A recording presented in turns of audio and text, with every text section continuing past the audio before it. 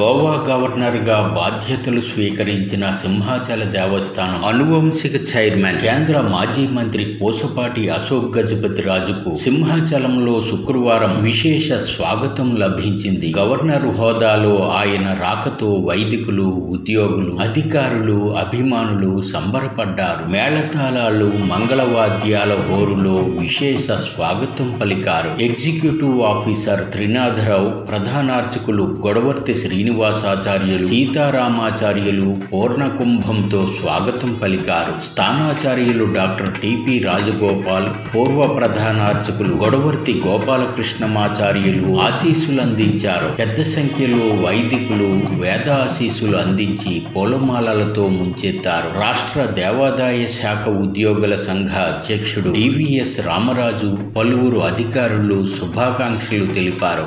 అశోక్ గజపతి రాజుతో పాటు ఆయన కుమార్తె విజయనగరం ఎమ్మెల్యే పూసపాటి అదితి విజయలక్ష్మి విచ్చేశారు.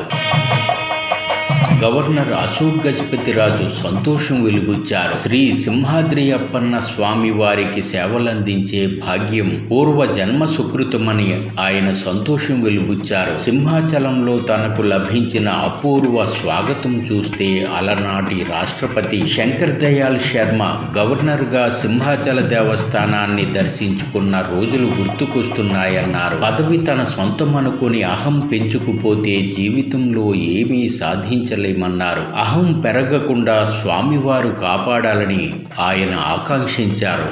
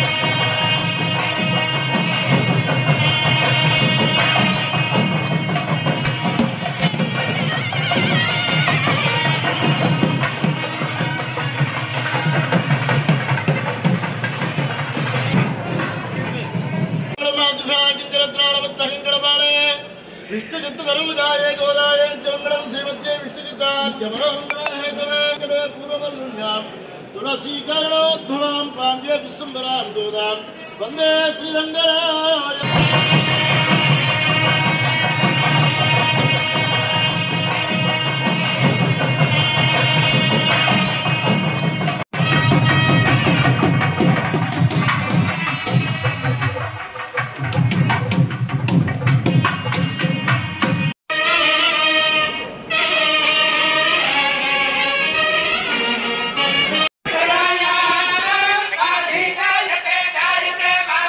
प्रजाया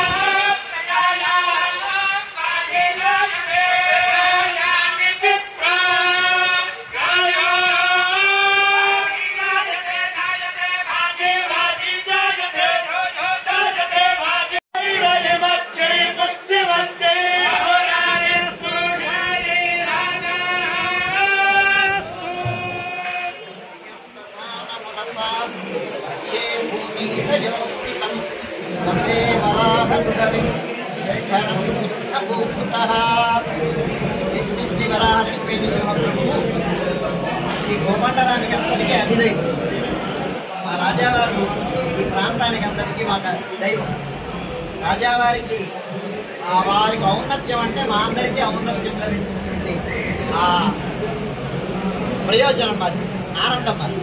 అందుచేత సింహాద్రినాథుడు మా రాజావారిని భారత ప్రథమ పౌరుడుగా నిలబెట్టాలి, ఆ రకమైన స్థాయికి తీసుకురావాలి అని ఈ సందర్భంగా నేను స్వామిని ప్రార్థిస్తున్నాను. శతమానం భవతి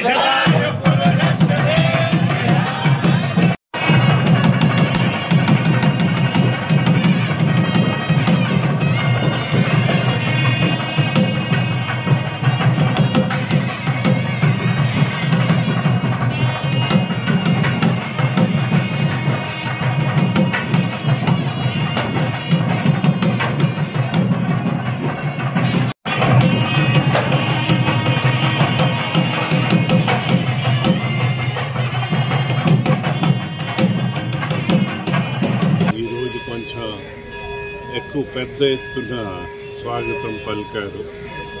మాకు శంకర్ దయాళ్ శర్మ గారు రాష్ట్రపతిగా వచ్చేటప్పుడు, మనకి జైల్ సింగ్ గారు రాష్ట్రపతిగా వచ్చేటప్పుడు, అలాగే శంకర్ దయాళ్ శర్మ గారు అంతకుముందు గవర్నర్గా కూడా వచ్చారు. ఆ రోజులు గుర్తవుతున్నాయి. మాకు అలాంటి స్వాగతం పలుకుతారని నేను ఏనాడు ఊహించలేదు. పెద్దలందరికీ నా ధన్యవాదాలు తెలుపుకుంటూ, నాలో అహం పెరగకంట ఏందైతే ఇవన్నీ స్వామివారి చలా. మన సొంతం అనుకుని మనం అహము పెంచుతా పోతే మనం జీవితంలో ఏది సాధించము.